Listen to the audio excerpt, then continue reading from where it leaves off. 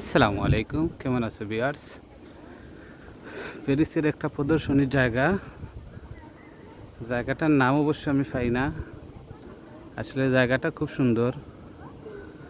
আর যেখানে আমরা আসছি কিছু জিনিস দেখাবো আপনাদেরকে। যে খ্রিস্টানরা যাকে গড বলে, যাকে মৃত বলে তারা ঘোষণা করে, যাকে গড বলে, আমরা যাকে হযরতে ঈসা আলাইহিস সালাতু সালাম বলি, যে ঈসা আলাইহিস সালামকে তারা বিশ্বাস করে শূলিবিদ্ধ করে মারা হয়েছে, কিন্তু আমরা মুসলমানরা কখনো সেটা বিশ্বাস করি না। কিন্তু তারা বিশ্বাস করে, তারা যাকে গড বলে মানে। এমন একটা জায়গায় আসছি যেখানে ঈসা আলাইহিস সালামের প্রতিচ্ছবি এখানে তারা বানাইয়া শূলিবিদ্ধ কইরা রাখছে।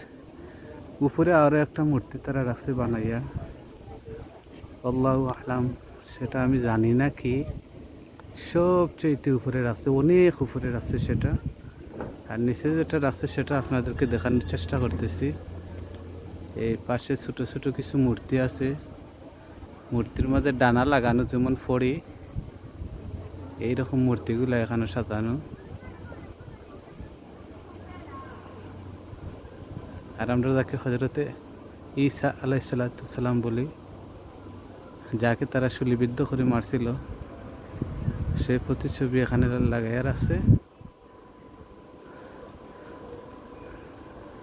আমি সম্পূর্ণ কিছু দেখানোর চেষ্টা করতেছি। আর এই পাশে হচ্ছে তাদের গির্জা, যেখানে তারা নামাজ পড়ে, তারা যেখানে প্রে করে, এটা হচ্ছে তাদের গির্জা। এখানে তারা নামাজ পড়ে সব কিছু করে। হ্যাঁ, দেখতে পাচ্ছেন কিরকম করে শূলিবিদ্ধ করে মারা হয়েছিল, যেটা তারা বিশ্বাস করে, কিন্তু আমরা কখনো সেটা বিশ্বাস করি না। কারণ আমরা জানি হযরতে ঈসা আলাইহিস সালাম এখনো জীবিত।